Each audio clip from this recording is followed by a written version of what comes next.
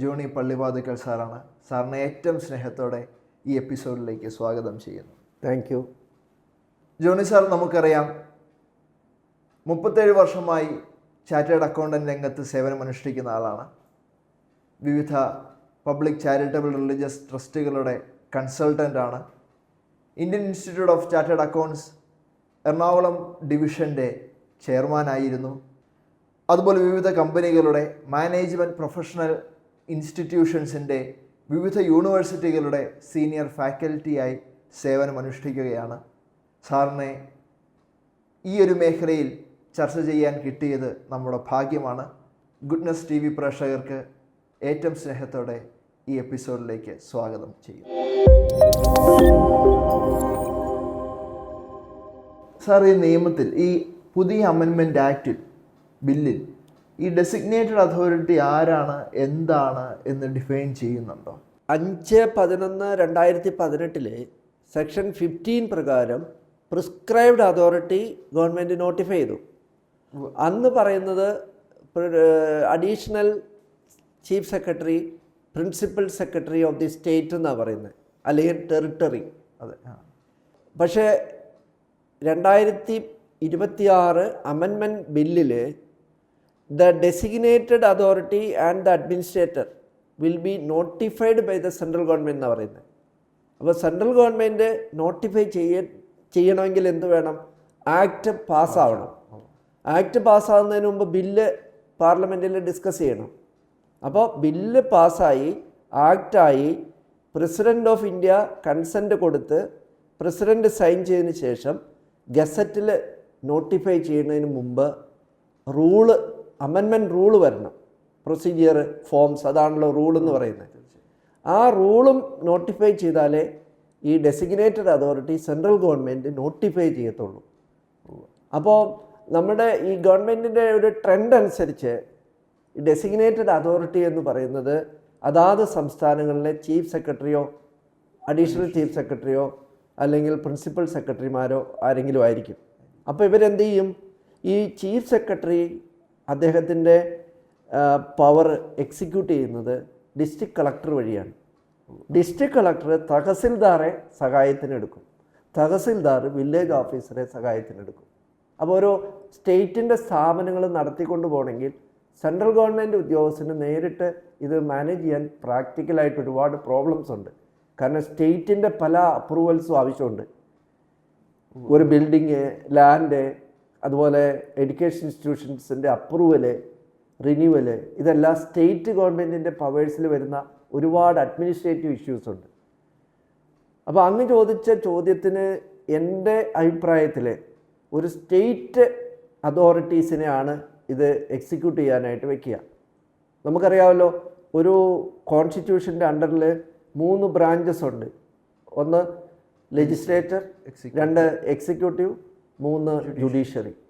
അപ്പോൾ ആ എക്സിക്യൂട്ടീവ് പവറാണ് ഈ ഡെസിഗ്നേറ്റഡ് അതോറിറ്റിക്ക് വന്നു ചേരുക.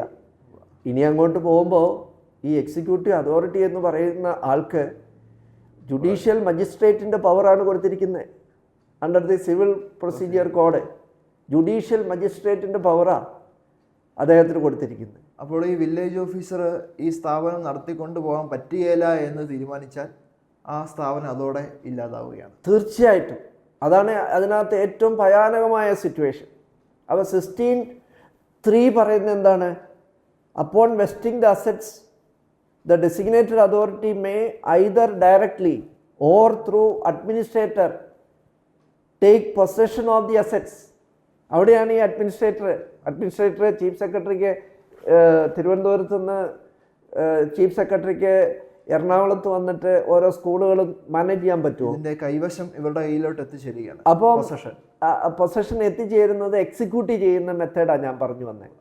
ചീഫ് സെക്രട്ടറിക്ക് ഡയറക്റ്റ് ഓരോ ജില്ലയിലെയും സ്ഥാപനങ്ങളെ ഏറ്റെടുക്കാൻ പറ്റില്ല. അപ്പോൾ അദ്ദേഹത്തിന് ഡെലിഗേറ്റ് ചെയ്യുന്ന അതോറിറ്റി ഡിസ്ട്രിക്ട് കളക്ടറാണ്. സാർ, അപ്പോൾ ഇതുവരെയും ഇപ്പോൾ ഓൾറെഡി പ്രശ്നത്തിലായിരിക്കുന്ന FCRA അക്കൗണ്ടുകളുണ്ട്. അപ്പോൾ ഈ ബില്ല് ആക്ട് ആവുമ്പോൾ ഓൾറെഡി പ്രശ്നത്തിലായിരിക്കുന്ന FCRA അക്കൗണ്ട് ഹോൾഡേഴ്സിന് ആ ഇൻസ്റ്റിറ്റ്യൂഷൻസിൻ്റെ സ്ഥാപനങ്ങൾക്ക് എന്ത് സംഭവിക്കും? അത് വളരെ ഭയാനകമാണ്. ഞാൻ പറയുവാണെങ്കിൽ ഈ അമെൻമെൻറ്റ് ആക്ട് 2026 പാർലമെൻറ്റിൽ, ലോകസഭയിലും രാജ്യസഭയിലും സിമ്പിൾ മെജോറിറ്റി, അതായത് 50% കൂടുതൽ മെജോറിറ്റി കിട്ടി പാസ്സായാൽ, പ്രസിഡൻ്റ് അസൻറ്റ് കൊടുത്താൽ, ഗസറ്റ് നോട്ടിഫൈ ചെയ്താൽ, റൂള് നോട്ടിഫൈ ചെയ്താൽ, അന്നു മുതൽ ഈ പറയുന്ന ഏകദേശം 14,000-ൽ കൂടുതൽ സ്ഥാപനങ്ങൾ രജിസ്ട്രേഷൻ റിന്യൂ ചെയ്യാതിരിക്കുകയോ ക്യാൻസൽ ചെയ്യുകയോ സറണ്ടർ ചെയ്യുകയോ ചെയ്തിരിക്കുന്ന സ്ഥാപനങ്ങൾ അവരുടെ അസറ്റെല്ലാം ആ നോട്ടിഫിക്കേഷൻ്റെ ഡേറ്റ് മുതൽ ആ അതോറിറ്റിയിൽ വന്നു ചേരും. അത് വളരെ ഭയാനകമാണ്. അപ്പോൾ ഈ അതോറിറ്റി പോലീസിനെ ഉപയോഗിച്ച് പോലീസിൻ്റെ സഹായത്തോടെ ഈ സ്ഥാപനങ്ങളെ ടേക്ക് ഓവർ ചെയ്യും. അപ്പോൾ ഈ മാനേജ്മെൻ്റ് എല്ലാം അതോറിറ്റിയിൽ വന്നു ചേരും.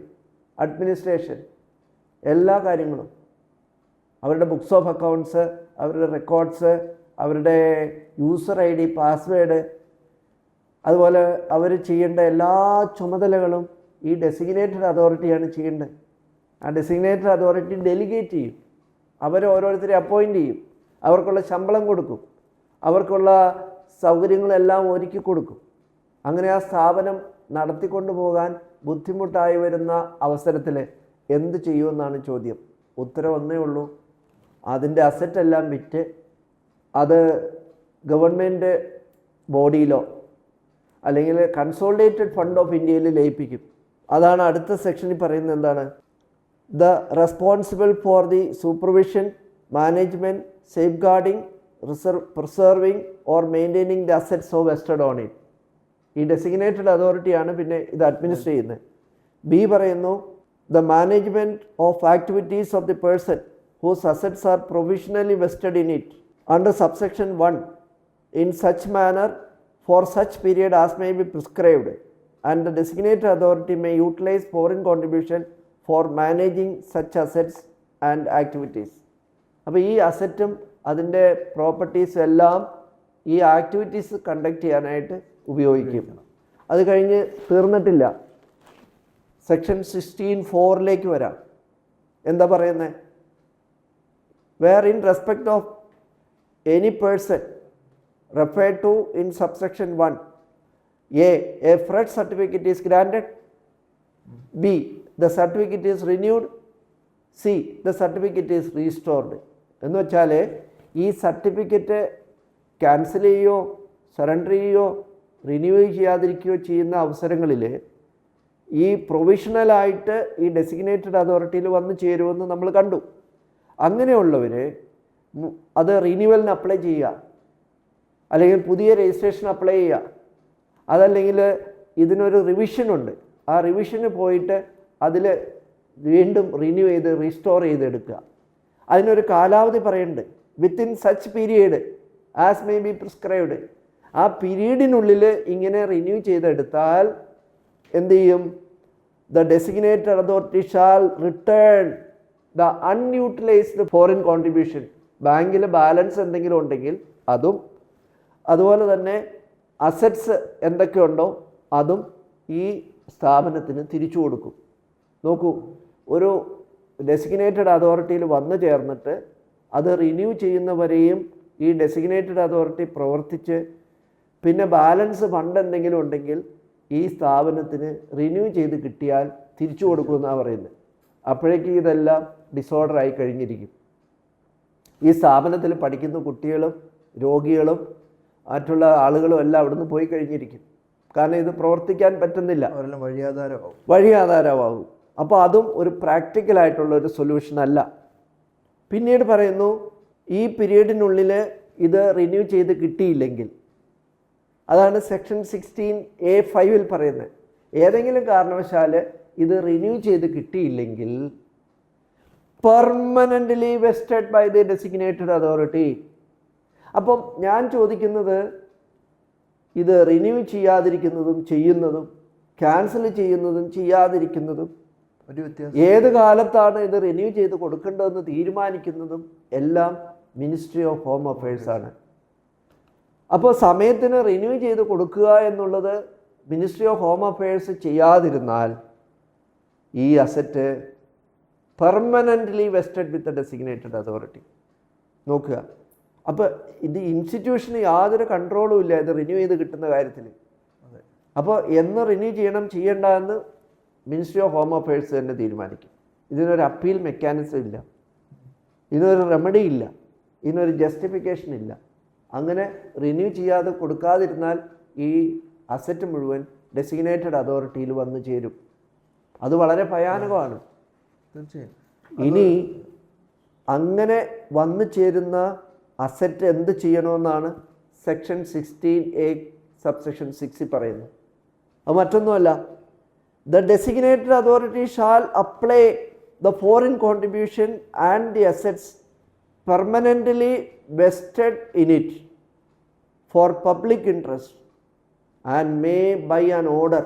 അപ്പോൾ ഇങ്ങനെ പെർമനൻ്റായിട്ട് വെസ്റ്റ് ചെയ്തിരിക്കുന്ന അസറ്റ് ഒരു ഓർഡർ പാസ്സാക്കി കഴിഞ്ഞാൽ, ഒന്ന്, transfer of such assets to any ministry, ഏതെങ്കിലും മന്ത്രാലയത്തിൻ്റെ കീഴിലാക്കാം.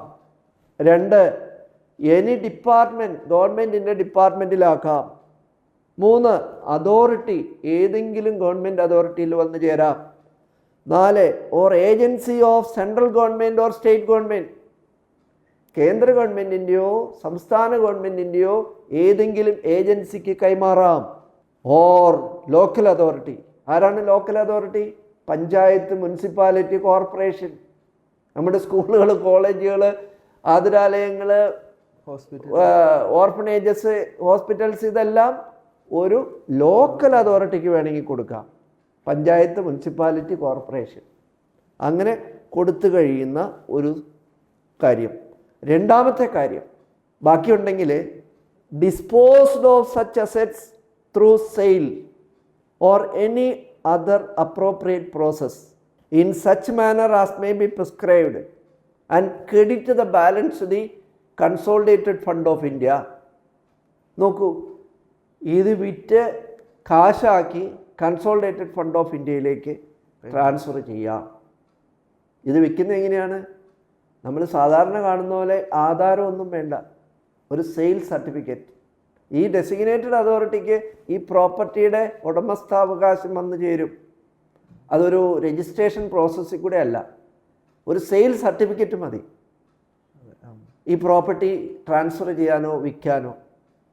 ഇതാണ് സെക്ഷൻ 16 സബ്സെക്ഷൻ 6B പറയുന്നത്. സാർ, അതുപോലെ തന്നെ ഈ ബില്ല് പാർലമെൻറ്റിൽ പ്രസൻറ്റ് ചെയ്തപ്പോൾ ആഭ്യന്തര സഹമന്ത്രിയാണ് പ്രസൻറ്റ് ചെയ്തത്. അതിന് പ്രതിപക്ഷ അംഗങ്ങൾ ഇത് വളരെ ഡേഞ്ചറസ് ആയിട്ടുള്ള ബില്ല് തന്നെയാണ് എന്ന് അഭിപ്രായപ്പെട്ടു, അങ്ങ് പറഞ്ഞ പോലെ തന്നെ. അപ്പോൾ അതിന് മറുപടിയായിട്ട് ആഭ്യന്തര സഹമന്ത്രി പറഞ്ഞത്, ശരിയാണ്, ഇത് ഡേഞ്ചറസ് ആണ്, പക്ഷേ ഈ പണം ഫോറിൻ കോൺട്രിബ്യൂഷൻ മതപരിവർത്തനത്തിന് വേണ്ടി ഉപയോഗിക്കുന്നവർക്കാണ് ഈ ബില്ല് അപകടം എന്ന് പറയുന്നത്. അതുപോലെ തന്നെ ഈ നിയമത്തിൽ സർ സെക്ഷൻ 16A സബ്ക്ലോസ് 7 റിലീജിയസ് ആയിട്ടുള്ള ഇൻസ്റ്റിറ്റ്യൂഷൻസിന് ആ റിലീജിയസ് പർപ്പസിന് വേണ്ടിയിട്ട് തന്നെ ആ ആരാധനാലയത്തിന് വേണ്ടി തന്നെ ഈ ഡെസിഗ്നേറ്റഡ് അതോറിറ്റി ഉപയോഗിക്കുന്നതാണ് എന്നും പറയുന്നുണ്ട്. അപ്പോൾ തത്വത്തിൽ ഇത് മതന്യൂനപക്ഷങ്ങളെ തന്നെ ലക്ഷ്യം വെച്ചുകൊണ്ടുള്ള നിയമമാണോ? സെക്ഷൻ 16A സബ്സെക്ഷൻ 7 പറയുന്നത്, ഏതെങ്കിലും ആരാധനാലയങ്ങളാണ് ഇങ്ങനെ വെസ്റ്റ് ചെയ്തിരിക്കുന്ന പ്രോപ്പർട്ടി എങ്കിൽ അതിൻ്റെ നടത്തിപ്പിന് വേണ്ടി ഈ സ്ഥാപനം ഡെസിഗ്നേറ്റഡ് അതോറിറ്റിക്ക് ഒരു അപേക്ഷ കൊടുത്താൽ, ആ അപേക്ഷ വെച്ചുകൊണ്ട് ഡെസിഗ്നേറ്റഡ് അതോറിറ്റിക്ക് യുക്തമെന്നുള്ള രീതിയിൽ ആ ആരാധന സ്വാതന്ത്ര്യം തടയാത്ത രീതിയിൽ പ്രവർത്തിക്കാനായിട്ട് അനുവദിക്കുന്നതാണ് എന്നാണ് പറഞ്ഞിരിക്കുന്നത്. അല്ലാതെ അത് വിട്ടുകൊടുക്കുകയല്ല. Such manner and such conditions as may be prescribed, അതിൻ്റെ നിബന്ധനകളോടുകൂടി ആ ആരാധനാലയത്തിൽ നമസ്കരിക്കണോ, നിസ്കരിക്കണോ, അല്ലെങ്കിൽ പൂജ ചെയ്യണോ, അല്ലെങ്കിൽ കുർബാന ചെല്ലണോ എന്നുള്ളത് തീരുമാനിക്കാൻ ഡെസിഗ്നേറ്റഡ് അതോറിറ്റിക്ക് അധികാരമുണ്ട്. ഇവിടെ ഞാൻ എൻ്റെ ശ്രദ്ധയിൽ വന്നത് violation of article 25, 26, 27, 28 of the constitution. Freedom of religion. അപ്പോൾ ഒരു ആരാധനാലയം ഇങ്ങനെ വിദേശ ഫണ്ട് കൊണ്ട് പണിതു എന്നുള്ള കാരണത്താൽ അതിൻ്റെ രജിസ്ട്രേഷൻ റിന്യൂവൽ റിജക്റ്റ് ചെയ്യുന്നു. അപ്പം ആ ഘട്ടത്തിൽ അത് മതപരിവർത്തനമാണോ അല്ലെങ്കിൽ മറ്റേതെങ്കിലും വയലേഷനാണോ എന്നുള്ളതല്ല ഇവിടെ റിലവൻ്റ് ആയിട്ടുള്ള കാര്യം. ഏത് തരത്തിലുള്ള വയലേഷനാണെങ്കിലും അതിന് ഗവൺമെൻറ്റിന് ആ മതസ്ഥാപനത്തെ ഏറ്റെടുക്കാനും ആ സ്ഥാപനത്തിൽ തിരുക്കർമ്മങ്ങളോ പൂജകളോ നിസ്കാരങ്ങളോ നടത്താനായിട്ടുള്ള അനുവാദം കൊടുക്കുക എന്നുള്ളതാണ് ഈ സെക്ഷൻ 16(7) പറയുന്നത്. അപ്പോൾ ജാതി മത ഭേദമന്യേ ഇതെല്ലാവരെയും ബാധിക്കുന്നതാണ്. അല്ലാതെ മതപരിവർത്തനത്തിനുള്ള തടയാനുള്ള ഒരു നിയമമായിട്ട് ഞാൻ ഇതിനെ കാണുന്നില്ല. ഇത് വാസ്തവത്തിൽ മതസ്വാതന്ത്ര്യത്തിനെതിരാണ്, അൺകോൺസ്റ്റിറ്റ്യൂഷണലാണ്, ഫ്രീഡം ഓഫ് റിലീജിയനെതിരാണ്. അതോടൊപ്പം തന്നെ ആർട്ടിക്കിൾ 30 എന്താ പറയുന്നത്, മൈനോറിറ്റി റൈറ്റ്. ആ മൈനോറിറ്റിയുടെ സ്വാതന്ത്ര്യത്തിനും എതിരായിട്ടാണ് ഈ അസറ്റ് ടേക്ക് ഓവർ ചെയ്യുന്നത് വഴി വരുന്നത്. അപ്പോൾ ഒരു കാരണവശാലും ഒരു മതങ്ങളുടെ സ്ഥാപനങ്ങളും ഫോറിൻ കോൺട്രിബ്യൂഷൻ ഉപയോഗിച്ച് പണിതു എന്നുള്ള ഒരൊറ്റ കാരണത്താൽ അവരെ രജിസ്ട്രേഷൻ റിന്യൂ ചെയ്തില്ല എന്ന് പറഞ്ഞുകൊണ്ട് ടേക്ക് ഓവർ ചെയ്യുന്നത് അൺകോൺസ്റ്റിറ്റ്യൂഷണലാണ്. അത് purpose of foreign contribution regulation act defeat ചെയ്യുന്നു. അത് അതിൻ്റെ പർപ്പസ് അതിന് വേണ്ടിയിട്ടല്ല, റെഗുലേറ്റ് ചെയ്യാനാണ്, അല്ലാതെ ടേക്ക് ഓവർ ഓഫ് അസറ്റ്സ് അല്ല.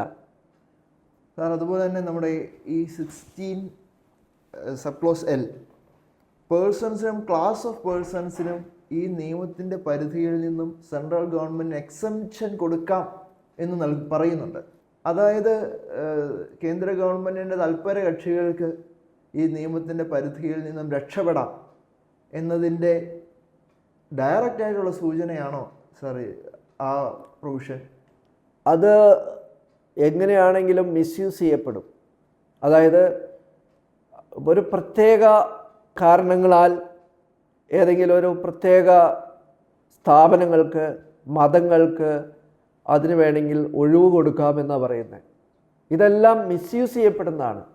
ഇതാരാണ് ഈ ഒഴിവ് കൊടുക്കുന്നത്? പാർലമെൻറ്റോ അതിനകത്ത് ലോകസഭയോ രാജ്യസഭയോ കൂടിയിട്ടൊന്നുമല്ല. ഈ ഒഴിവ് കൊടുക്കുന്നത് തന്നെ സെൻട്രൽ ഗവൺമെൻറ് ഉദ്യോഗസ്ഥനായിരിക്കാം. അത് ഡെസിഗ്നേറ്റഡ് അതോറിറ്റി എന്നാണ് പറയുന്നത്. അപ്പോൾ ഈ ഡെസിഗ്നേറ്റഡ് അതോറിറ്റിയുടെ പവറിലാണ് ഈ പെർമിഷൻ കൊടുക്കുന്നതും അല്ലെങ്കിൽ എക്സംഷൻ കൊടുക്കുന്നതും. അപ്പോൾ സെക്ഷൻ 16 L പ്രകാരം ഒരു എക്സംഷൻ കൊടുക്കുന്ന power vested with designated authority. Who is the designated authority? Designated authority is an authority notified by the central government. അപ്പോൾ സെൻട്രൽ ഗവൺമെൻറ്റിന് ഇഷ്ടമുള്ളവർക്ക് എക്സംഷൻ കൊടുക്കാം, ഇഷ്ടമില്ലാത്തവർക്ക് അത് എക്സംഷനിൽ നിന്ന് കൊടുക്കാതിരിക്കാം. ഇതെല്ലാം മിസ്യൂസ് ചെയ്യപ്പെടുന്ന ഒരു പ്രൊവിഷനാണ്. അപ്പോൾ എനിക്ക് എക്സംഷൻ കിട്ടും എന്ന് വിചാരിച്ച് ഞാൻ ഈ ബില്ലിനെ അനുകൂലിക്കുന്നത് അത് ഒരിക്കലും ശരിയല്ല, ഭൂഷണമല്ല, അതൊരിക്കലും ശരിയല്ല. അതുപോലെ തന്നെ എക്സംഷൻ്റെ മിസ്യൂസ് വളരെയധികം വരും. അതൊന്നും ജസ്റ്റിഫയബിൾ അല്ല. എക്സംഷൻ കിട്ടുമെന്നുള്ളത് കൊണ്ട് ഈ ബില്ല് പാസ്സാകാം എന്ന് വിചാരിക്കുന്നത് തീർത്തും തെറ്റാണ്. സാർ ഇവിടെ ക്രൈസ്തവ സഭയും ക്രൈസ്തവ മാനേജ്മെൻറ്റുകളുമാണ് ഈ അമെൻമെൻറ്റ് ബില്ലിനെതിരെ കൂടുതലായി രംഗത്ത് വരുന്നത്. മറ്റ് സമുദായത്തിൽ നിന്നോ മറ്റ് ആളുകളോ ഈ ബില്ലിനെതിരെ സംസാരിക്കുന്നതായി അത്ര പ്രകടമല്ല. അതെന്തുകൊണ്ടായിരിക്കും? ഒരു പക്ഷേ എൻ്റെ നിരീക്ഷണത്തിൽ 2-3 കാരണങ്ങളുണ്ട്. അതൊരുപക്ഷെ ശരിയായിരിക്കാം, അത് കൂടുതൽ നമ്മൾ പഠിക്കേണ്ടിയിരിക്കുന്നു. ഒന്ന്, ഈ ക്രിസ്തീയ സ്ഥാപനങ്ങൾ വളരെ വർഷങ്ങൾക്ക് മുമ്പേ ഈ ചാരിറ്റബിൾ ആൻഡ് റിലീജിയസ് ആക്ടിവിറ്റീസ് ഇന്ത്യയിൽ സാമൂഹ്യ രംഗത്ത് മുന്നോട്ട് വന്നിരുന്നു. ഒരുപാട് മിഷണറിമാരും ഒരുപാട് സഹോദരങ്ങളും സഹോദരിമാരും സേവന രംഗത്ത് മുന്നോട്ട് വന്നു. അതിലധികം പേരും ക്രിസ്ത്യൻസാണ്. നമുക്കറിയാൻ പറ്റും, നമ്മൾ പല നേതാക്കന്മാരും എല്ലാം ക്രിസ്ത്യൻ ഇൻസ്റ്റിറ്റ്യൂഷനിലാണ് പഠിച്ചതൊക്കെ. കോളേജുകൾ, സ്കൂളുകൾ, ഇതൊക്കെ. ഈവൻ നമ്മുടെ മുൻ president doctor APJ Abdul Kalam വരെ ക്രിസ്ത്യൻ ഇൻസ്റ്റിറ്റ്യൂഷനിൽ പഠിച്ചിട്ടുള്ളവരാണ്. തീർച്ചയായും. അപ്പോൾ ഇന്ന് പല മന്ത്രിമാരും ക്രിസ്ത്യൻ ഇൻസ്റ്റിറ്റ്യൂഷൻ പഠിച്ചിട്ടുള്ളവരാണ്. അപ്പോൾ ക്രിസ്ത്യൻസ് ആതുര സേവന രംഗത്ത് മുൻപന്തിയിലായിരുന്നു. അതുപോലെ തന്നെ ക്രിസ്ത്യൻസ് എപ്പോഴും ഒരു ഭാവി മുന്നോട്ട് കണ്ടിട്ടാണ് ഓരോ പ്രവർത്തനങ്ങളിൽ ഏർപ്പെടുക. അപ്പോൾ ഈ വിദേശ ഫണ്ട് കൊണ്ട് അധികവും ക്രിസ്ത്യൻസ് അസറ്റ് ക്രിയേറ്റ് ചെയ്തു. അതായത് ലാൻഡ്, ബിൽഡിങ്. എന്തിനാണ്? അത് ഭാവിയിൽ വരും തലമുറയ്ക്ക് ദീർഘകാലത്തേക്ക് അതിൻ്റെ ഉപയോഗം കിട്ടാനാണ്. ഒരു ആശുപത്രി, ഒരു സ്കൂള്, അല്ലെങ്കിൽ ഒരു പള്ളി, അല്ലെങ്കിൽ ഒരു ഓർഫണേജ്, അല്ലെങ്കിൽ ഡിഫറൻ്റ്ലി ഏബിൾഡ് ചിൽഡ്രൻ ഉള്ളത്, അല്ലെങ്കിൽ പ്രായമായവർക്ക്, മാനസിക രോഗികൾക്ക്, മുക്കുവന്മാർക്ക്, ആദിവാസികൾക്ക്, അവരെയൊക്കെ സംരക്ഷിക്കാൻ വേണ്ടിയിട്ട് എന്ത് വേണം? അസറ്റ് വേണം. ചുമരുണ്ടെങ്കിലല്ലേ ചിത്രം വരയ്ക്കാൻ പറ്റും. അതുകൊണ്ട് അസറ്റ് ക്രിയേറ്റ് ചെയ്തുകൊണ്ടിരുന്നു. അപ്പോൾ അങ്ങനെ വരുമ്പം ക്രിസ്ത്യൻസിന് ഒരുപാട് അസറ്റ്സ് ഉണ്ടാവാം. ആ അസറ്റ് എല്ലാം പബ്ലിക്കിന്, ജനങ്ങൾക്ക് വേണ്ടിയിട്ടാണ് ഉപയോഗിക്കുന്നത്. അപ്പോൾ അവരെയാണ് ഈ അസറ്റ് ടേക്ക് ഓവർ ചെയ്യുന്നത് വഴി കൂടുതൽ ബാധിക്കുന്നത് ഒരു പരിധിവരെ. രണ്ടാമത്, ക്രിസ്ത്യൻസിന് പല സ്ഥാപനങ്ങൾക്കും വിദേശ ഫണ്ട് സ്വീകരിക്കുന്നതിൻ്റെ മെത്തേഡ് എന്ന് പറയുന്നത്, നമ്മുടെ വൈദികർ, നമ്മുടെ സഹോദരിമാർ വിദേശത്ത് പോയി ജോലി ചെയ്ത് അവിടെ ഫണ്ട് സ്വരൂപിച്ച്, അതുപോലെ തന്നെ വെൽവിഷേഴ്സിൻ്റെ കയ്യിൽ നിന്നല്ല പണം സ്വരൂപിച്ച് FCRA അക്കൗണ്ടിലേക്ക് ഡൊനേറ്റ് ചെയ്ത് ആ ഫണ്ട് വഴിയാണ് ഇവിടെ ഈ അസറ്റെല്ലാം ക്രിയേറ്റ് ചെയ്തുകൊണ്ടിരുന്നത്.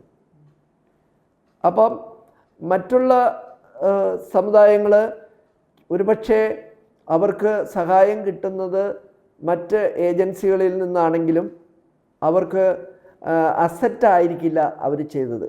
അവരിവിടെ സാമൂഹ്യ സേവനങ്ങൾ ചെയ്തു. വിദ്യാഭ്യാസത്തിനും ചികിത്സയ്ക്കും മറ്റുള്ള സോഷ്യൽ വർക്കിനുമൊക്കെ ചിലവായി പോയിട്ടുണ്ടാവും പൈസകൾ. പക്ഷേ നമ്മൾ അസറ്റ് ക്രിയേറ്റ് ചെയ്യുകയാണ് ചെയ്തിരിക്കുന്നത്. അപ്പം നമ്മുടെ ആളുകൾ അധികവും, അല്ലെങ്കിൽ ക്രിസ്ത്യൻസിൻ്റെ ആളുകൾ വിദേശത്ത് ജോലി ചെയ്യുന്നവരുണ്ട്. അവരുടെ ഇൻകം കൊണ്ടാണ് ഇവിടെ FCRA വഴി വരുന്നത്. അപ്പോൾ അതെപ്പോഴും ഒരു അസറ്റിലാണ് കണ്ടു ക്രിയേറ്റ് ചെയ്തുകൊണ്ടിരിക്കുന്നത്. അപ്പോൾ അതുകൊണ്ട് ഒരു പക്ഷേ അവർ അസറ്റ് കൂടുതൽ ടേക്ക് ഓവർ ചെയ്യുന്നതിൽ അവർക്ക് വളരെ ആൻസൈറ്റി ഉണ്ടാവും, കൺസേൺസ് ഉണ്ട്. കാരണം ഈ അസറ്റ് പോയാൽ പിന്നെ സ്ഥാപനം നിലനിൽക്കില്ല. ഒരു ഗവൺമെൻറ്റിനെ കൊണ്ട് ഇതൊന്നും നോക്കിക്കൊണ്ടു പോകാൻ പറ്റില്ല. ഗവൺമെൻറ്റിന് പിടിപ്പത് വേറെ ഒത്തിരി ജോലികളുണ്ട്. ഒരു ഗവൺമെൻറ് മിഷനറിയിൽ NGO ചെയ്യുന്ന സ്ഥാപനങ്ങൾ ഏറ്റെടുക്കാൻ പറ്റില്ല. നമുക്കറിയാമല്ലോ, ഇന്ന് ഈ കോൺസ്റ്റിറ്റ്യൂഷൻ്റെ 3 ബ്രാഞ്ചസ്, ലെജിസ്ലേറ്റർ, എക്സിക്യൂട്ടീവ്, ജുഡീഷ്യറി കൂടാതെ NGOയും ഒരു ബ്രാഞ്ചാണ്, non government organisation, including media. അപ്പോൾ ഈ 5 ബ്രാഞ്ചസ് ഉണ്ട്. മീഡിയ ഉണ്ട്, NGO ഉണ്ട്, എക്സിക്യൂട്ടീവ് ഉണ്ട്, ജുഡീഷ്യറി ഉണ്ട്, ലെജിസ്ലേച്ചർ ഉണ്ട്. അപ്പോൾ ഒരു കാരണവശാലും ഈ 5ാമത്തെ NGO ബ്രാഞ്ചിനെ ഇല്ലായ്മ ചെയ്യുന്നത് വഴി സമൂഹത്തിൽ തീരാ നഷ്ടം ഉണ്ടാവും. ഒരുപാട് പേരുടെ ചികിത്സ ചെയ്യാൻ പറ്റാതെ വരും, ഒരുപാട് പേർക്ക് വിദ്യാഭ്യാസം കൊടുക്കാതെ വരും, ഒരുപാട് പേരെ സഹായിക്കാൻ പറ്റാതെ വരും. വൃദ്ധന്മാരായിട്ടുള്ളവർ, മാനസിക രോഗികളായിട്ടുള്ളവർ, അതുപോലെ ഡിഫറൻ്റ്ലി ഏബിൾഡ് ആയിട്ടുള്ള ചിൽഡ്രൻ, ഓർഫണേജ് ആയിട്ടുള്ള ചിൽഡ്രൻ, ഇവരെല്ലാം വഴിയാധാരമാകുന്ന ഒരു സാഹചര്യത്തിലേക്ക് വരും. അത് ഇന്ത്യക്ക് ഒരിക്കലും ഒരു ആരോഗ്യകരമല്ല. സമൂഹ മാധ്യമങ്ങളിലായിക്കോട്ടെ, രാഷ്ട്രീയ പ്രമുഖരായിക്കോട്ടെ, അവരെല്ലാം ഉന്നയിക്കുന്ന ഒരു ആരോപണം എന്ന് പറയുന്നത്, ഇത് ഈ ഒരു ബില്ല് മെത്രാന്മാരെയും വൈദിക മേലധ്യക്ഷന്മാരെയും കുറച്ച് അച്ഛന്മാരെയും സിസ്റ്റേഴ്സിനെയും മാത്രം ബാധിക്കുന്നതാണ്, സാധാരണക്കാരെ ഇത് യാതൊരു വിധത്തിലും ബാധിക്കുന്നില്ല എന്നുള്ള വ്യാഖ്യാനങ്ങളാണ്. സെൻട്രൽ ഗവൺമെൻറ്റിന് അനുകൂലമായി നിൽക്കുന്ന സംഘടനകൾ ഉൾപ്പെടെ ഉന്നയിക്കുന്ന ഒരു ആരോപണം ഇതാണ്. സാർ ഇതിനെ എങ്ങനെ നോക്കിക്കാണുന്നു? നമ്മുടെ സ്ഥാപനങ്ങൾ നമ്മൾ താരതമ്യം ചെയ്യുമ്പോൾ, ഹിന്ദു, മുസ്ലിം, ക്രിസ്ത്യൻ സ്ഥാപനങ്ങളെ വെച്ച് കമ്പയർ ചെയ്യുമ്പോൾ, ക്രിസ്ത്യൻ സ്ഥാപനങ്ങൾ എപ്പോഴും ഒരു ഫോറിൻ കോൺട്രിബ്യൂഷൻ കിട്ടിക്കഴിയുമ്പോൾ ഒരു ദീർഘകാല വീക്ഷണത്തോടെ ഒരു അസറ്റ് ക്രിയേറ്റ് ചെയ്യുകയാണ് ചെയ്യുക. ഒരു സ്ഥലം വാങ്ങിക്കുക, കെട്ടിടം പണിയുക, ആ കെട്ടിടവും സ്ഥലവും ഉപയോഗിച്ച് ഒരു ആശുപത്രി, ഒരു സ്കൂള്, ഒരു ഓർഫനേജ്, അല്ലെങ്കിൽ ഒരു ഓൾഡ് ഏജ് അല്ലെങ്കിൽ വൃദ്ധമന്ദിരം, അല്ലെങ്കിൽ ഒരു മാനസിക രോഗികളെ ചികിത്സിക്കുന്ന കേന്ദ്രം, അല്ലെങ്കിൽ ഒരു cancer care palliative care centre, ഇങ്ങനെ വിവിധ തരത്തിലുള്ള സ്ഥാപനങ്ങളാണ് നടത്തുക. അപ്പോൾ ആ സ്ഥാപനങ്ങൾ വഴി ആളുകൾക്ക് ചികിത്സയും വിദ്യാഭ്യാസവും മറ്റുള്ള സേവനങ്ങളും കൊടുക്കാനായിട്ടാണ് ശ്രമിക്കുക. അപ്പോൾ അങ്ങനെ വരുമ്പോൾ ഈ പറയുന്ന കാര്യങ്ങൾ ശരിയല്ല, ഈ ആരോപണങ്ങൾ ശരിയല്ല. ഇത് മേലധ്യക്ഷന്മാരെയോ അല്ലെങ്കിൽ മറ്റ് ചുരുക്കം ചില ആളുകൾക്ക് മാത്രമേ ഇത് ബാധിക്കുന്നു എന്ന് പറയുന്നത് ശരിയല്ല. ഒരു സ്കൂളോ കോളേജോ ഒരു ആശുപത്രിയോ നിന്നു പോകുന്ന ഒരു അവസ്ഥ വന്നാൽ സമൂഹത്തിനെ മൊത്തത്തിലാണിത് ബാധിക്കുന്നത്. അപ്പോൾ പരോക്ഷമായിട്ട് ആളുകൾക്ക് നന്മ ചെയ്യുന്ന സ്ഥാപനങ്ങളാണിതെല്ലാം. അല്ലാതെ എനിക്ക് കടമുണ്ട്, ആ കടം തിരിച്ചടയ്ക്കാൻ FCRA എന്ന് വായ്പ കിട്ടിയില്ല അല്ലെങ്കിൽ സംഭാവന കിട്ടിയില്ല എന്ന് പറയുന്നതിൽ അർത്ഥമില്ല. എനിക്ക് പഠിക്കാനായിട്ട് ഒരു അവസരം കിട്ടിയിട്ടുണ്ട്, കുറഞ്ഞ നിരക്കിൽ ഫീസ് വാങ്ങിച്ചുകൊണ്ട് ഫീ കൺസെഷൻ തരികയോ ചികിത്സാ രംഗത്ത് ഫ്രീ ട്രീറ്റ്മെൻറ്റോ കൺസെഷണൽ ട്രീറ്റ്മെൻറ്റോ അത് അല്ലെങ്കിൽ ചികിത്സ നേടാനുള്ള അവസരങ്ങളോ പഠിക്കാനുള്ള അവസരങ്ങളോ അല്ലെങ്കിൽ നമ്മുടെ മാതാപിതാക്കളെ നോക്കുന്ന സ്ഥാപനങ്ങളോ അതെല്ലാം സമൂഹത്തിന് ഉപയോഗപ്രദമായ കാര്യങ്ങളാണ്. അപ്പോൾ അതുകൊണ്ട് വ്യക്തിപരമായിട്ട് എനിക്ക് നേരിട്ടാരും FCRA ഫണ്ട് തന്നില്ല എന്ന് പറയുന്നത് ശരിയല്ല. നമുക്കറിയാമല്ലോ, FCRA എന്ന് ഫണ്ട് വരുന്നത് പ്രത്യേക ലക്ഷ്യങ്ങൾക്ക് വേണ്ടി മാത്രമാണ്. അത് താഴെ പറയുന്നതാണ്. ഒന്ന്, charitable activities like relief of the poor, അതായത് ആരോഗ്യരംഗത്ത്, പിന്നെ എഡ്യൂക്കേഷൻ വിദ്യാഭ്യാസ രംഗത്ത്, പിന്നെ റിലീജിയസ് മതപരമായിട്ടുള്ള കാര്യങ്ങൾ, പിന്നെ സോഷ്യൽ ആക്ടിവിറ്റീസ്. അപ്പോൾ ഇതുപോലെയുള്ള ഓരോ പ്രോജക്റ്റിന് വേണ്ടിയിട്ടാണ് ഫണ്ട് വരുന്നത്. അല്ലാതെ ഒരാളുടെ ലോൺ റീപേ ചെയ്യാനോ അല്ലെങ്കിൽ ഒരു വ്യക്തിക്ക് പ്രത്യേകമായിട്ട് എന്തെങ്കിലും ബിസിനസ് തുടങ്ങാനോ അങ്ങനെയൊന്നുമല്ല. അവർക്ക് ഉപജീവന മാർഗം ഉണ്ടാക്കി കൊടുക്കുന്ന രീതിയിൽ സ്വയം തൊഴിൽ കണ്ടെത്തലിന് സഹായിക്കുന്നുണ്ട്, ജീവിത മാർഗങ്ങൾ ഉണ്ടാക്കാനായിട്ട് സഹായിക്കുന്നുണ്ട്. മുക്കുവന്മാർക്ക് വല വാങ്ങിച്ചു കൊടുക്കും, കുട്ടികൾക്ക് അല്ലെങ്കിൽ ചില കുടുംബങ്ങൾക്ക് പശുവിനെ വാങ്ങിച്ചു കൊടുക്കും, ആടിനെ വാങ്ങിച്ചു കൊടുക്കും, കോഴിയെ വാങ്ങിച്ചു കൊടുക്കും, കോഴിക്കൂട് ഉണ്ടാക്കാൻ സഹായിക്കും, വീട് പണിയാൻ സഹായിക്കും. അങ്ങനെ വിവിധ തരത്തിലുള്ള ലോങ് ടൈം ബെനിഫിറ്റ് അല്ലെങ്കിൽ ദീർഘകാല ഗുണങ്ങൾ കിട്ടുന്ന രീതിയിലുള്ള കാര്യങ്ങൾക്കാണ് ഈ ഫണ്ട് ഉപയോഗിക്കുന്നത്. അല്ലാതെ വ്യക്തിപരമായിട്ട് ഒരാളെ വിളിച്ച് അയാൾക്കുള്ള കടബാധ്യത തീർക്കാനായിട്ട് പൈസ കിട്ടുന്നുണ്ടാവില്ല. അപ്പോൾ എന്തിനാണെങ്കിലും നമ്മുടെ ഈ അസറ്റെല്ലാം ഇവിടെ പൊതുജനങ്ങൾക്ക് പബ്ലിക്കിന് വേണ്ടിയിട്ടുള്ളതാണ്. അതിൻ്റെ ഉപയോഗം ഈ ജനങ്ങൾക്ക് തന്നെയാണ് എന്നാണ് എനിക്ക് പറയാനുള്ളത്. അതുകൊണ്ട് ഈ സ്ഥാപനങ്ങൾ നിന്നുപോയാൽ ഈ സൊസൈറ്റിയിൽ തീരാ നഷ്ടമായിട്ട് മാറും. 2010 നിയമത്തിൽ 2018 20 21 അമെൻമെന്റുകൾ കൊണ്ടുവരുന്നു. അത് ഈ നിയമത്തെ കൂടുതൽ കാർക്കശ്യ സ്വഭാവമുള്ളതാക്കുന്നു. അതിനുശേഷം എല്ലാവിധ ഡോക്യുമെന്റ്സും സപ്പോർട്ടിംഗ് ഡോക്യുമെന്റ്സും ഒക്കെ നേടി ആ അമെൻമെന്റിന്റെ പശ്ചാത്തലത്തിൽ തന്നെ 14,000-15,000 അക്കൗണ്ടുകൾക്ക് റിന്യൂവൽ നൽകാതെ വരുന്ന സാഹചര്യത്തിൽ, കൊടുക്കാതെ വന്നിരിക്കുന്ന സാഹചര്യത്തിൽ 2026 അസറ്റുകൾ അക്വയർ ചെയ്യാൻ വേണ്ടിയിട്ട് പുതിയൊരു അമെൻമെന്റ് കൊണ്ടുവരുന്നു.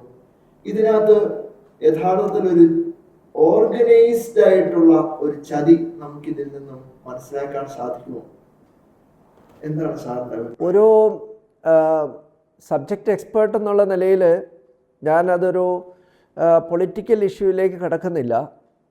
എൻ്റെ കാൽക്കുലേഷൻ അനുസരിച്ച് അല്ലെങ്കിൽ ഞാൻ മനസ്സിലാക്കിയതനുസരിച്ച് 25/3/2026 16,000 രജിസ്ട്രേഷൻ ഉണ്ടായിരുന്നു.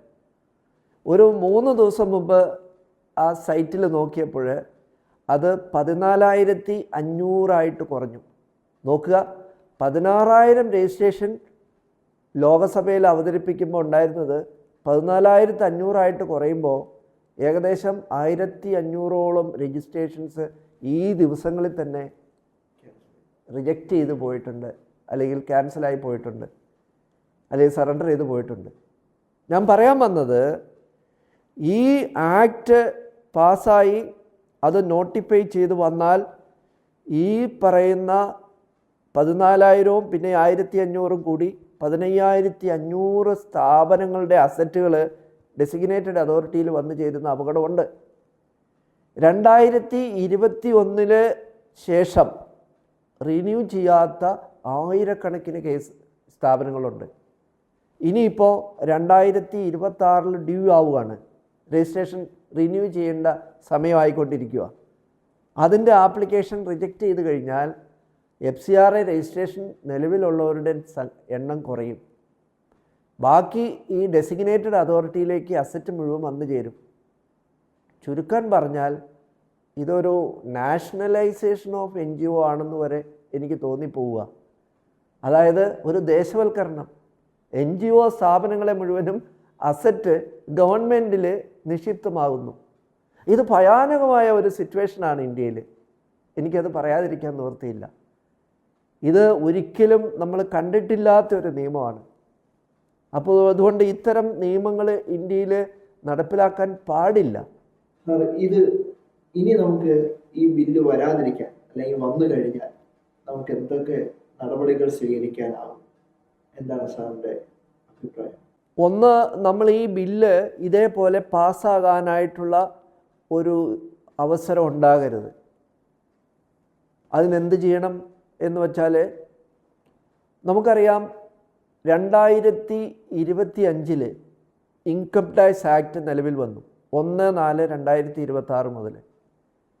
1961 ആക്ട് 2025 റിപ്പീൽ ചെയ്തു. എന്നിട്ട് പുതിയ ആക്ട് വന്നു. പുതിയ ആക്ട് വന്നപ്പോൾ ലോകസഭയിലും രാജ്യസഭയിലും അത് പാസ്സായി. പാസ്സാകുന്നതിന് മുമ്പ് ഇൻകം ടാക്സ് ബിൽ 2025 ആദ്യം പ്രസൻറ്റ് ചെയ്തു. ആ പ്രസൻറ്റ് ചെയ്തതിന് ശേഷം ഒരു എക്സ്പേർട്ട് കമ്മിറ്റിക്ക് വിട്ടു. ആ എക്സ്പേർട്ട് കമ്മിറ്റി ഇന്ത്യ മുഴുവനുമുള്ള വ്യക്തികളെയും സ്ഥാപനങ്ങളെയും കമ്പനികളുടെയും അഭിപ്രായങ്ങൾ ആരാഞ്ഞു. സാവകാശം കിട്ടി. ആ കമ്മിറ്റിയിൽ വേണ്ട രീതിയിൽ ചർച്ച ചെയ്ത് ആരെല്ലാം ഇത് ബാധിക്കുന്നോ അവരുടെ എല്ലാ ഒപ്പീനിയൻ എടുത്ത് എക്സ്പേർട്ട് കമ്മിറ്റി ശരിയായ രീതിയിൽ പഠിച്ച്, അതിൽ കേരളത്തിൽ നിന്നുള്ള MPമാരും ആ കമ്മിറ്റിയിലുണ്ടായിരുന്നു, നമ്മൾ ഓർക്കണം. അങ്ങനെ ആ കമ്മിറ്റി പഠിച്ച് പാർലമെൻറ്റിൽ പ്രസൻറ്റ് ചെയ്ത് പാസ്സാക്കിയ ഒരു നിയമമാണ് 1/4/2026 മുതൽ നിലവിൽ വന്നത്. FCRA അമെൻമെൻറ്റ് ബില്ല് ഈ സമൂഹത്തെ മുഴുവൻ ബാധിക്കുന്ന ഒരു പ്രശ്നമാണ്. പ്രത്യക്ഷമായിട്ടോ പരോക്ഷമായിട്ടോ മതസ്ഥാപനങ്ങളെയും മറ്റ് സാമൂഹ്യ സംഘടനകളെയും ആശുപത്രികളെയും മറ്റുള്ള ചാരിറ്റബിൾ ഇൻസ്റ്റിറ്റ്യൂഷനെ എല്ലാം ബാധിക്കുന്ന ഒരു അമെൻമെൻറ്റ് ബില്ലായതുകൊണ്ട് അത് തീർത്തും അൺകോൺസ്റ്റിറ്റ്യൂഷണലാണെന്ന് ഓർക്കണം. ഞാൻ നേരത്തെ പറഞ്ഞതുപോലെ article 300A vesting of property of any person വയലേഷനാണ്. ആർട്ടിക്കിൾ 25, 26, 27, 28 ഫ്രീഡം ഓഫ് റിലീജിയൻ മതസ്വാതന്ത്ര്യത്തിനെതിരാണ്. ആർട്ടിക്കിൾ 30 മൈനോറിറ്റി ഇൻട്രസ്റ്റ് അതും വയലേഷനാണ്. ആർട്ടിക്കിൾ 14 അതായത് ആർബിട്രറിനെസ് എന്ന് വെച്ചാൽ നമുക്ക് ഫെയർ അല്ലാത്ത ഒരു കാര്യമാണിത്. ഒരു വിദേശ ഫണ്ടും ലോക്കൽ ഫണ്ടും ചേർന്നിട്ട് ഒരു അസറ്റ് ഉണ്ടാക്കുന്നു. ഒരു നിയമം വഴി ലോക്കൽ ഫണ്ടും വിദേശ ഫണ്ടും ഒരു ഡെസിഗ്നേറ്റഡ് അതോറിറ്റിയിൽ വന്നു ചേരുന്നു. ഇത് ഒരു ഫെയർനെസ് അല്ല, ഇതൊരു ഡിസ്ക്രിമിനേഷനാണ്. ഈ നിയമം ഒരു ഡിസ്ക്രിമിനേഷനാണെന്ന് പറയാൻ കാരണമുണ്ട്. എന്താണ് കാരണം? ഇന്ത്യയിൽ ആയിരക്കണക്കിന് നിയമങ്ങളുണ്ട്. Income tax act, companies act, അതുപോലെ തന്നെ provident fund act, minimum wages act തുടങ്ങി ഒരുപാട് നിയമങ്ങൾ ഇന്ത്യയിലുണ്ട്. ഈ നിയമങ്ങളിലൊന്നും അസറ്റ് ടേക്ക് ഓവർ ചെയ്യുന്ന കാര്യം പറയുന്നില്ല. Why only to this FCRA? മറ്റൊരാളെ ഉപദ്രവിക്കുകയോ കൊലപ്പെടുത്തുകയോ ചെയ്താൽ ഉടനെ അവരുടെ പ്രോപ്പർട്ടി മുഴുവനും ഗവൺമെൻറ്റിലേക്ക് വന്നു ചേരുന്ന ഒരു നിയമം ഇന്നില്ല. അവരുടെ മാതാപിതാക്കളുണ്ട്, അവരുടെ കുടുംബാംഗങ്ങളുണ്ട്, അവരുടെ മക്കളുണ്ട്. ഇവരെല്ലാം എന്ത് തെറ്റ് ചെയ്തു? ഒരു വ്യക്തി ഒരാളെ കൊന്നു, ഉടനെ തന്നെ ആ കൊല്ലുന്നതിൻ്റെ ശിക്ഷയായിട്ട് ആ വീട് മുഴുവനും സ്ഥലവും എല്ലാം ഏറ്റെടുക്കാൻ പറ്റുമോ? അങ്ങനെ ഒരു നിയമം ഇന്ത്യയിലുണ്ടോ? FCRA is a regulatory mechanism, not a controlling mechanism. There is no power to acquire the property. അപ്പോൾ ഇതുകൊണ്ട് നമ്മൾ എന്താണ് ചെയ്യേണ്ടതെന്ന് വെച്ചാൽ, ഈ FCRAയുടെ സെക്ഷൻ 15 തന്നെ അൺകോൺസ്റ്റിറ്റ്യൂഷണലാണ്. അത് it should be challenged before a court of law. അപ്പോൾ FCRA ബില്ല് പാസ്സാകാൻ പാടില്ല. കാരണം ഇത് സമൂഹത്തിന് നല്ലതല്ല. ഞാനൊരു പർട്ടിക്കുലർ മതത്തിനെ റെപ്രസെൻ്റ് ചെയ്ത് പറയുകയല്ല. ഇന്ത്യയിലുള്ള സാധാരണക്കാരായ ജനങ്ങളെ ജാതി മത ഭേദമന്യേ എല്ലാവരെയും ബാധിക്കും. ജാതി നമ്മൾ നോക്കുവാണെങ്കിൽ ക്രിസ്ത്യൻസിന് പള്ളികളുണ്ട്, മുസ്ലിംസിന് മോസ്കുകളുണ്ട്, ഹിന്ദുസിന് അമ്പലങ്ങളുണ്ട്. ഈ അമ്പലങ്ങളുടെ എല്ലാം കൺട്രോള് ഒരു ഡെസിഗ്നേറ്റഡ് അതോറിറ്റി, മോസ്കുകളുടെ കൺട്രോള് ഡെസിഗ്നേറ്റഡ് അതോറിറ്റി, പള്ളികളുടെ ബിഷപ്പ് ഹൗസിൻ്റെയും കൺട്രോള് ഒരു ഡെസിഗ്നേറ്റഡ് അതോറിറ്റി. ഇവിടെയുള്ള റിലീജിയസ് ഇൻസ്റ്റിറ്റ്യൂഷൻസ് ഉണ്ട്, റിലീജിയസ് കോൺഗ്രിഗേഷൻ ഉണ്ട്. ഇവരുടെ എല്ലാം കൺട്രോള് ഒരു ഡെസിഗ്നേറ്റഡ് അതോറിറ്റി അല്ലെങ്കിൽ സെൻട്രൽ ഗവൺമെൻറ് ഉദ്യോഗസ്ഥരിലേക്ക് വന്നു ചേരുക എന്ന് പറഞ്ഞാൽ ഏറ്റവും അപകടകരമായ കാര്യമാണ്. ഈ ആക്ട് പാസ്സായി കഴിഞ്ഞാൽ ഗവൺമെൻറ് എക്സിക്യൂട്ടീവിനാണ് പവർ. പിന്നെ മെമ്പർ ഓഫ് പാർലമെൻറ്റിനോ മിനിസ്റ്റർക്കോ അല്ല പവർ. ഒരു ആക്ട് പാസ്സായാൽ അത് എക്സിക്യൂട്ട് ചെയ്യുന്നത് ഗവൺമെൻറ് അതോറിറ്റിയാണ്. ആ ഗവൺമെൻറ് അതോറിറ്റി ഇത് മിസ്യൂസ് ചെയ്ത് കഴിഞ്ഞാൽ ഇവിടെ വലിയ ഒരു അരക്ഷിതാവസ്ഥ, അല്ലെങ്കിൽ ഒരു നിശ്ചലതാവസ്ഥ, അല്ലെങ്കിൽ സ്ഥാപനങ്ങൾ പൂട്ടിപ്പോകുന്ന അവസ്ഥ, ഇത് നമ്മുടെ രാജ്യത്ത് ടോളറബിൾ അല്ല. നമുക്കിത് അഫോർഡ് ചെയ്യാൻ പറ്റുന്ന ഒരു നിയമമല്ല. അതുകൊണ്ട് ഈ നിയമം വരാതിരിക്കണം.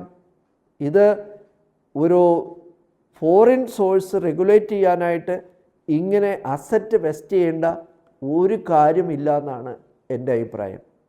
2, ഇത് അസംബ്ലിയിൽ അല്ലെങ്കിൽ ലോകസഭയിലും രാജ്യസഭയിലും പാസ്സാകുന്നതിന് മുമ്പ് ഒരു എക്സ്പേർട്ട് കമ്മിറ്റിക്ക് ഈ ബില്ല് പഠിക്കാൻ കൊടുക്കണം. ആ എക്സ്പേർട്ട് കമ്മിറ്റി ഇന്ത്യയിലുള്ള എല്ലാ അഫക്റ്റഡ് ആയിട്ടുള്ള ഇതുമായിട്ട് ബന്ധപ്പെട്ട് ബാധിക്കുന്ന എല്ലാ സമുദായങ്ങളുടെയും എല്ലാ ഇൻസ്റ്റിറ്റ്യൂഷൻ്റെയും അഭിപ്രായങ്ങൾ ആരായണം. ജാതി മത ഭേദമന്യേ എല്ലാ മതസ്ഥർക്കും ഇതിന് അഭിപ്രായം പറയാനുള്ള സ്വാതന്ത്ര്യവും അവസരവും കൊടുത്ത് അത് ചർച്ച ചെയ്ത് ഇതിനകത്ത് ഈ ബില്ല് ആവശ്യമില്ലെങ്കിൽ വേണ്ടാന്ന് വെക്കണം. ഈ ബില്ലിൽ എന്തെങ്കിലും ദോഷമായ കാര്യങ്ങളുണ്ടെങ്കിൽ അത് ഒഴിവാക്കണം. അങ്ങനെ ഒരു ബില്ല് പാസ്സാക്കുക എന്നുള്ളതാണ് ഗവൺമെൻറ് ചെയ്യേണ്ടത്. അതല്ല എങ്കിൽ ഈ രാജ്യത്തിന് NGOs ഇല്ലാതാകുന്നത് ഒരു തീരാ നഷ്ടമായിരിക്കും.